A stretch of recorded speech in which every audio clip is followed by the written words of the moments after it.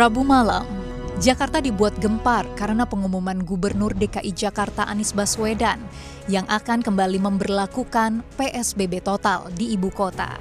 Kami memasuki PSBB jilid 2 dalam keadaan babak belur. PSBB jilid kedua di ibu kota adalah PSBB DKI Jakarta jilid 2. PSBB total di Jakarta. Beberapa kegiatan yang harus ditutup sementara selama 2 pekan ke depan. Meneruskan semua institusi pendidikan, sekolah masih tetap tutup.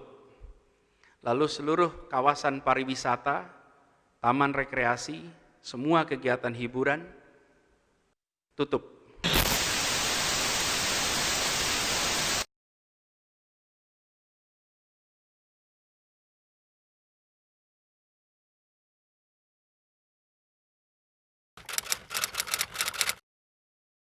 PSBB di DKI Jakarta kembali diberlakukan mulai Senin 14 September 2020.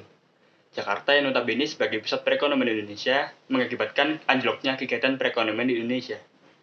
Pertumbuhan ekonomi yang biasanya di angka 5% merosot hingga menjadi 2,97%. Tidak hanya itu, masih banyak dampak negatif pada sektor ekonomi. Antara lain, okupansi hotel secara nasional merosot signifikan, indeks harga saham gabungan yang anjlok, juga semakin banyaknya industri-industri yang berhenti beroperasi akibat kebijakan PSBB ini. Sekarang tinggal bergantung pada masa pengetatan PSBB Jakarta. Jika PSBB diperketat lebih lama, maka perekonomian Indonesia akan benar-benar terpuruk. Saya setuju mengenai kegiatan tersebut dikarenakan PSBB merupakan salah satu upaya pemerintah agar angka positif COVID-19 menurun di setiap harinya. Kita tahu bahwa Jakarta menjadi wilayah dengan angka tertinggi penambahan kasus harian COVID-19. Kebijakan PSBB jilid kedua berbeda dengan PSBB jilid pertama karena pada jilid kedua ini ojek online dilarang mengangkut penumpang, kegiatan keagamaan di rumah ibadah ditiadakan, pemberlakuan surat izin keluar masuk atau SIKM, dan memperbolehkan perusahaan swasta di luar kategori 11 sektor usaha non-esensial untuk beroperasi di kantor. Jika kebijakan-kebijakan di atas dapat dipatuhi oleh seluruh warga, besar kemungkinan bahwa jumlah warga yang terjangkit COVID-19 akan menurun tiap harinya, sehingga dampak yang diharapkan adalah percepatan pemulihan dalam sektor ekonomi. Saya kurang setuju dengan adanya PSBB jilid kedua. Kenapa? Karena PSBB menyebabkan Indonesia masuk ke jurang resesi. Menurut data dari Badan Pusat Statistik Nasional atau BPS, pertumbuhan ekonomi Indonesia pada kuartal 2 tahun 2020 mengalami kontraksi sebesar minus 5,32%. Yang mana hal ini merupakan yang terburuk sejak tahun 1998 yang pada saat itu Indonesia mengalami minus 16,5%. Mengapa PSBB berdampak pada perekonomian Indonesia?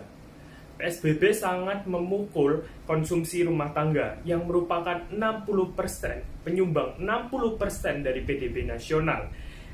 Konsumsi rumah tangga mengalami penurunan sebanyak minus 5,51%. Kementerian Keuangan Sri Mulyani baru saja merevisi proyeksi ekonomi tahun ini menjadi minus 1,7% hingga minus 0,6% yang sebelumnya diprediksi minus 1,1% hingga surplus 0,2%. Menurut Sri Mulyani, kontraksi dari konsumsi rumah tangga, ekspor, dan investasi menjadi faktor utama pertumbuhan ekonomi tahun ini sulit untuk bergerak dari sisi negatif.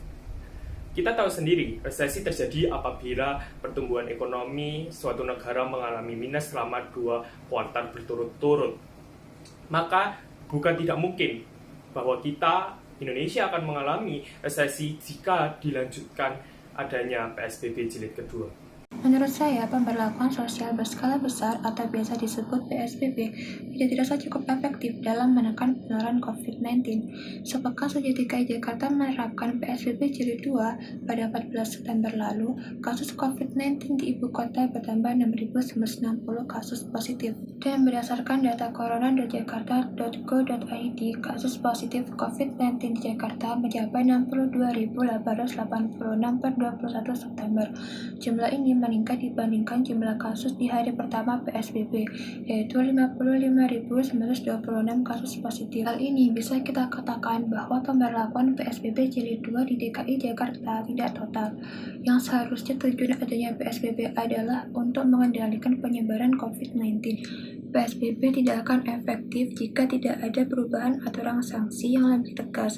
Juga diperlukan pemerintah untuk melakukan sosialisasi seperti informasi tentang pemberlakuan PSBB Jilid 2 agar efektif dalam mencapai tujuan PSBB. Ya, saya sangat setuju dengan adanya PSBB gelombang kedua ini karena menurut saya di Indonesia sendiri mulai kekurangan tenaga medis. Jumlah tenaga medis yang ada di Indonesia semakin menurun. Dari data ID 13 September 2020 mencatat total sebanyak 115 dokter meninggal dunia. Dari jumlah itu, 60 diantaranya merupakan dokter umum, 53 dokter spesialis, dan 2 dokter residen. Sebanyak 3 dokter umum dan 4 dokter spesialis merupakan guru besar. Dan mengatakan kebanyakan dokter yang meninggal karena COVID adalah dokter umum. Nah, dengan meninggalnya, para dokter ini merupakan pukulan besar bagi sektor kesehatan di Indonesia. Pasalnya sendiri, rasio dokter dan penduduk di Indonesia saat ini mencapai 1:2.500. Itu artinya satu dokter bisa menangani 2.500 pasien dengan meninggalnya 115 dokter selama pandemi. Hampir 300 penduduk Indonesia kehilangan akses dokter. Nah, salah satu cara agar jumlah kematian dokter tidak terus bertambah dan memutus juga rantai penularan COVID-19 yaitu dengan mematuhi kebijakan pemerintah yang menerapkan pembatasan sosial berskala besar atau PSBB gelombang 2 kembali. Dengan diberlakukannya PSBB ini membawa dampak yang sangat besar, terutama dalam bidang pendidikan, khususnya pada proses belajar mengajar antara guru dan siswa yang mengharuskan proses belajar mengajar ini dilakukan secara daring.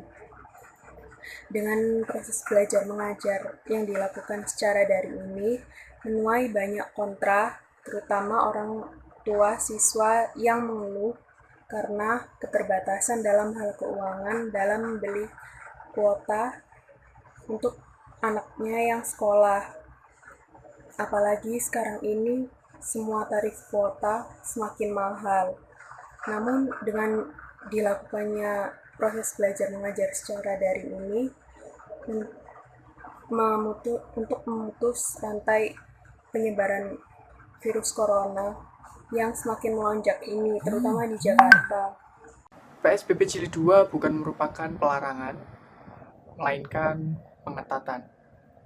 Di mana sebelumnya PSBB Jilid pertama, semua orang melakukan protes dan merasa kesulitan atas dilakukannya PSBB Jilid pertama. Hal tersebut dikarenakan masyarakat masih belum terbiasa dengan kegiatan-kegiatan baru, misalnya seperti work from home, kemudian menggunakan masker secara terus-menerus, melakukan protokol kesehatan, cuci tangan, dan lain-lainnya.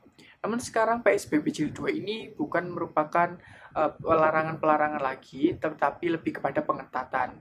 Sehingga dirasa PSBB Jilid kedua ini akan lebih efektif karena masyarakat sudah terbiasa dengan kegiatan untuk sebagai bentuk protokol kesehatan seperti work from home, kemudian physical distancing, menggunakan masker, dan lain-lainnya. Saya tidak setuju dengan adanya PSBB Jilid kedua karena dapat menimbulkan masalah pengangguran yang jauh lebih banyak. Saat ini, banyak pekerjaan yang bergantung dengan interaksi langsung antar manusia, seperti warteg, salon, pramusaji, ojek online, dan lain-lain. Orang-orang yang memiliki pekerjaan tersebut terancam untuk kehilangan pekerjaannya jika tidak ada konsumen. Karena hal tersebut tidak dapat dikerjakan secara daring. Contohnya seperti bimbel online yang dapat kita pelajari melalui website, rapat online yang kita dapat kita ikuti melalui video conference, dan webinar online yang dapat kita ikuti dengan video conference juga. Selain itu, juga ada yang disebut dengan lockdown generation, yaitu pengangguran yang tercipta pada masa pandemik yang disebabkan oleh dirumahkannya beberapa pekerja yang berasal dari perusahaan-perusahaan.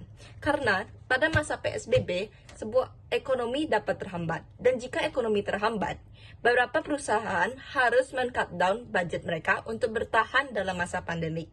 Oleh karena itu, beberapa karyawan yang bekerja di perusahaan tersebut terpaksa dirumahkan karena para perusahaan harus menghemat biaya.